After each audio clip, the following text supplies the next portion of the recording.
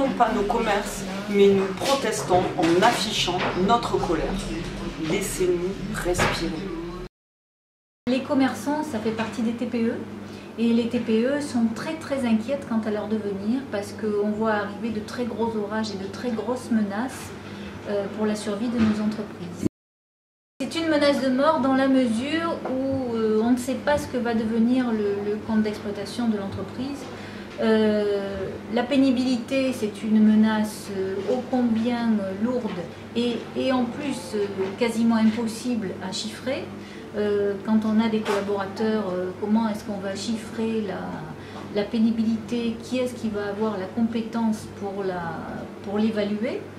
Et puis, enfin, je veux dire, si on veut relancer l'économie, c'est pas par là qu'il faut commencer. C'est un peu surréaliste de tomber là-dedans.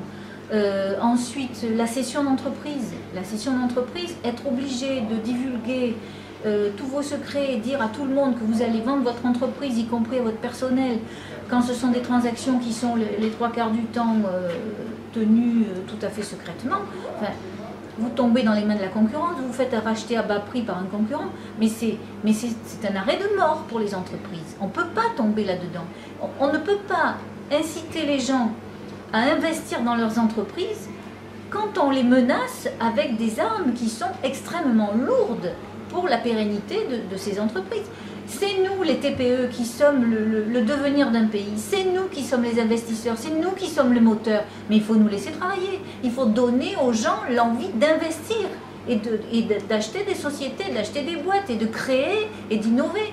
Mais c'est pas en mettant des chaînes et des boulets aux pieds qu'on va y arriver. C'est impossible. Et de développer des emplois aussi.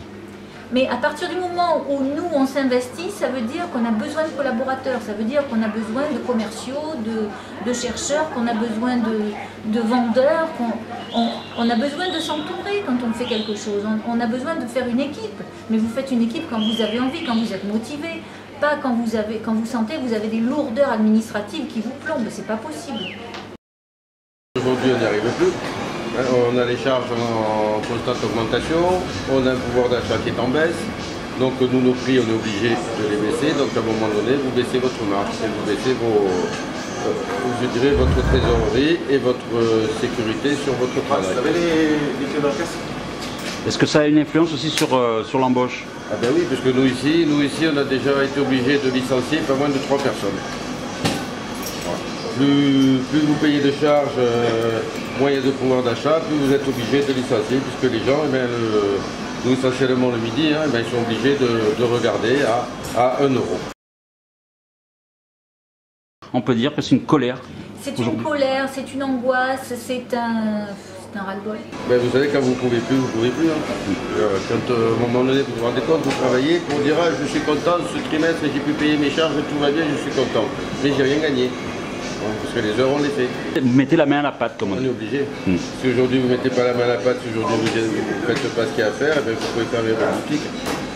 Le devenir de la France, c'est l'activité économique. Mais l'activité économique, c'est l'entreprise.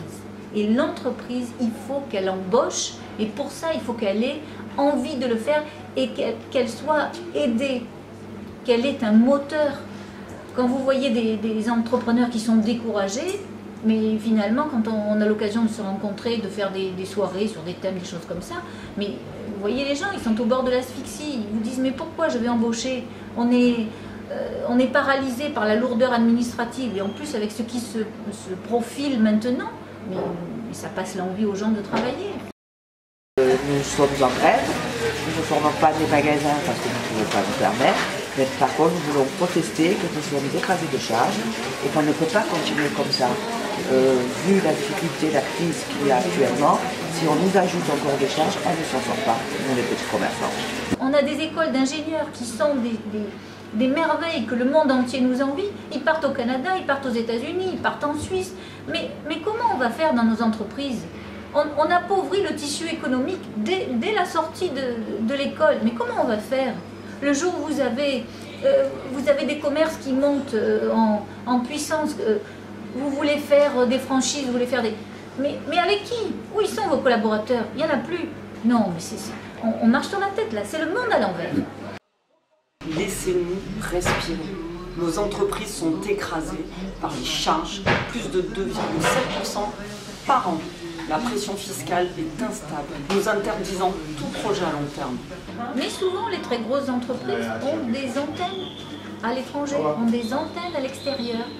Et ce qui fait que la taxation, les impositions ne sont pas les mêmes que pour les très petites entreprises. Et là, on ne parle pas d'égal à égal. Mais de toute façon, toutes les entreprises françaises, qu'elles soient grosses, qu'elles soient petites, de toute façon, on pousse tous un cri d'alarme. On a besoin que les entreprises redémarrent. Et pour que les entreprises redémarrent, le coup de pouce, c'est auprès des entreprises que l'État doit le donner. C'est ça qui nous importe.